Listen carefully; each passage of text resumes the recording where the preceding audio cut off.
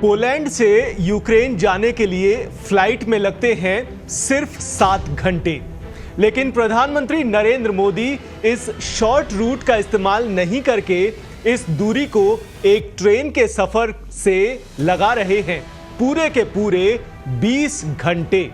सोचिए, कहां 7 घंटे का सफर और कहां 20 घंटे का सफर।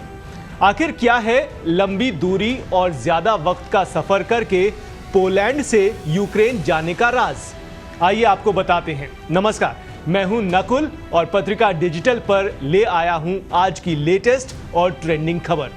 बात प्रधानमंत्री नरेंद्र मोदी की, जिन्होंने पोलैंड से यूक्रेन जाने के लिए चुना है ट्रेन से 20 घंटे का सफर, जबकि वो इसी सफर को फ्लाइट से पूरा कर सकते थे सिर्फ और सिर्फ 7 घंटे के भीतर। अगर आप सोच रहे हैं कि आखिर ऐसा क्यों, तो चलिए आपको बताते हैं इसके पीछे की दिलचस्प वजह।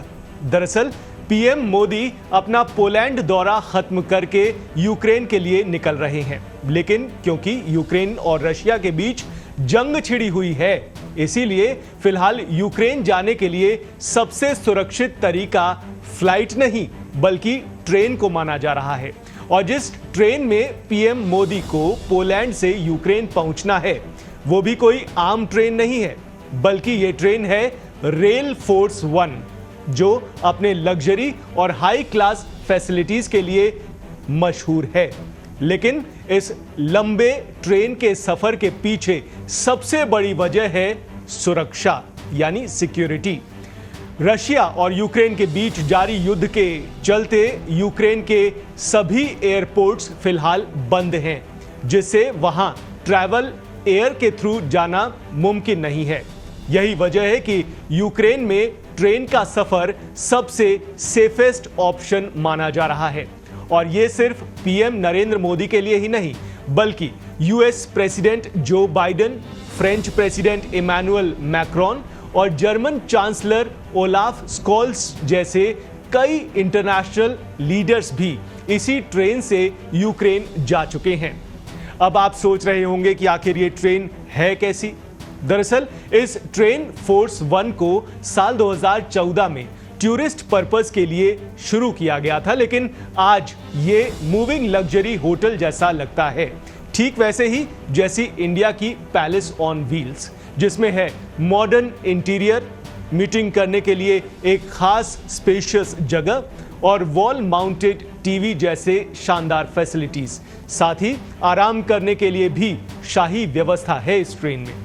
सिक्योरिटी की बात करें तो ये ट्रेन किसी किले से कम नहीं है। इसमें है बख्तरबंद खिड़कियां, एडवांस सर्विलेंस सिस्टम और बेहद पुख्ता कम्युनिकेशन नेटवर्क। एक डेडिकेटेड सिक्योरिटी टीम भी इस ट्रेन में हर समय साथ रहती है, ताकि वीआईपी यात्री जो है वो पूरी तरह से सुरक्षित रहें।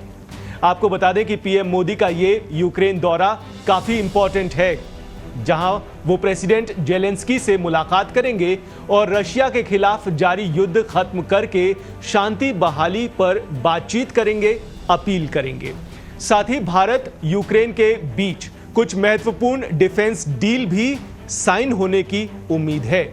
आपको यह भी बता दें कि पीएम नरेंद्र मोदी का यह दौरा उनकी मॉस्को विजिट के कुछ ही हफ्ते के बाद हो रहा है, जो काफी चर्चा में रहा था और जिससे यूनाइटेड स्टेट्स और कुछ पश्चिमी देशों ने भी नाराजगी जताई थी।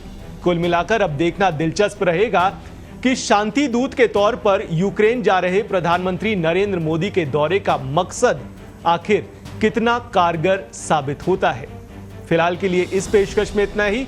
आपके साथ इंटरेस्टिंग खबरें शेयर करते रहेंगे। आप बने रहिए पत्रिका डिजिटल के साथ।